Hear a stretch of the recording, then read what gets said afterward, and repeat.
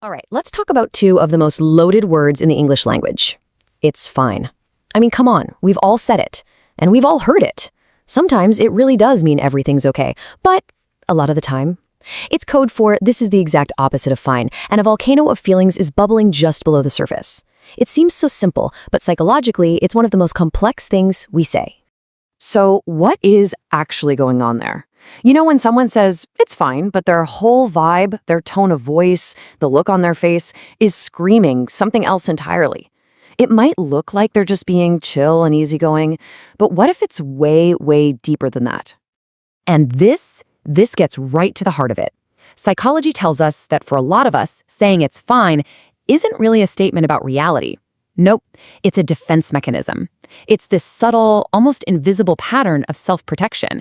It's a script we run to keep ourselves safe from something we're really afraid of. So let's actually break that down. What do we mean by the it's fine script? Well, think of it like your brain is on autopilot. It's a pre-programmed response that just happens.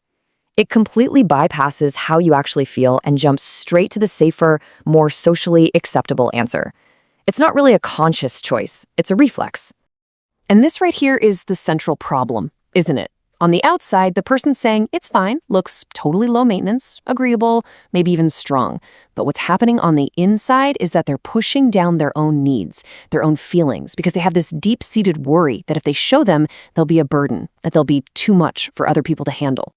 So that leads us to the first major reason why people run this script, a really deep primal fear of being replaced. And we're not just talking about a single argument here. We're talking about a fundamental belief someone holds about their own value in any relationship. And here is the absolutely tragic paradox of it all. The goal, right? The whole point of the it's fine script is to make yourself so agreeable, so low maintenance that no one would ever want to leave you. You're trying to be easier to keep. But the kicker, the completely unintentional result, is that by never saying what you need or feel, you basically become invisible. You become easier to overlook. So where on earth does this come from? Well, it's usually rooted in a few core beliefs that got wired in a long time ago. It's this idea that your worth is directly tied to how little you ask for.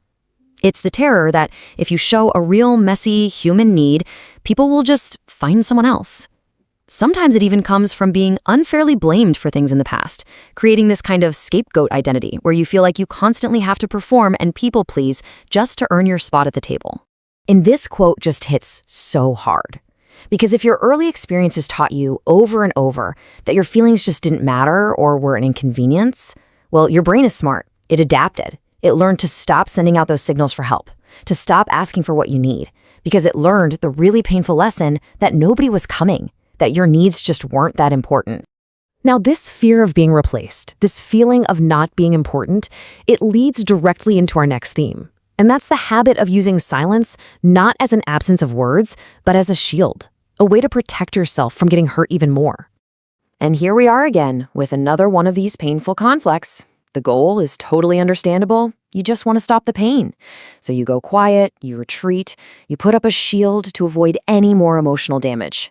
But that exact same shield that's protecting you, it's also walling you off from any possibility of being truly seen, of being understood, of making a real, meaningful connection with another person.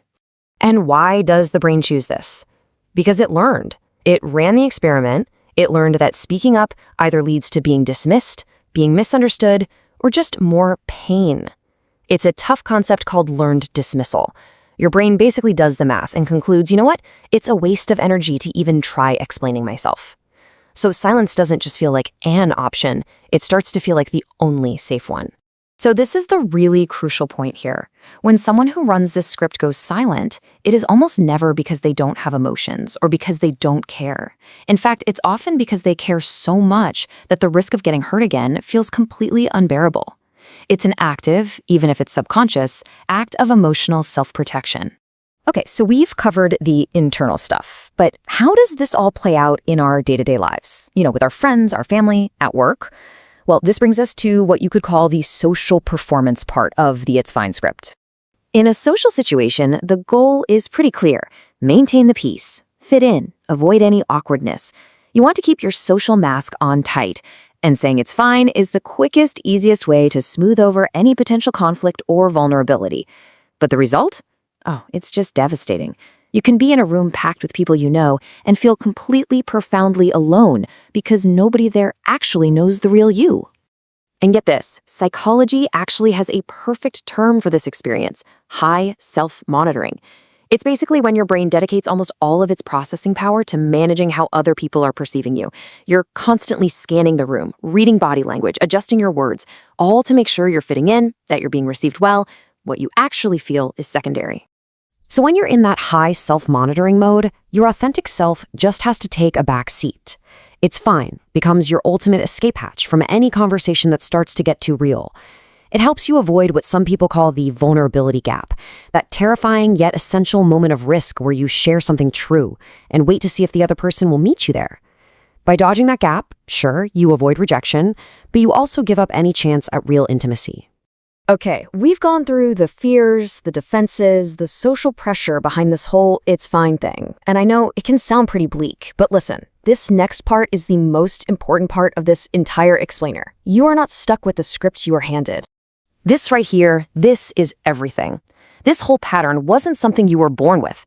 It's a coping mechanism you learned because at some point in your life, it was probably the best tool you had to get by. And the beautiful thing about a learned pattern is that it can be unlearned. You have the power to learn something new. So how? How do you do that? Well, it actually starts really simple. Step 1 is just to notice. That's it. Just start noticing when you say it's fine automatically. Notice that little twist in your gut that tells you it's not actually fine. That moment of self-awareness is the first crack in the old pattern. And then step 2 is about moving from that automatic reaction to an intentional choice. It doesn't have to be some huge confrontation. It could be as small as saying, actually, I'm feeling a little overwhelmed. Or even just, you know what? Can we talk about this later? And that's really the question I want to leave you with. Because once you see the hidden machinery behind your own behavior, you really can't unsee it. So now that you can see this script, this pattern of self-protection, what's one small thing you can start to unlearn to make just a little more space for what you actually truly need?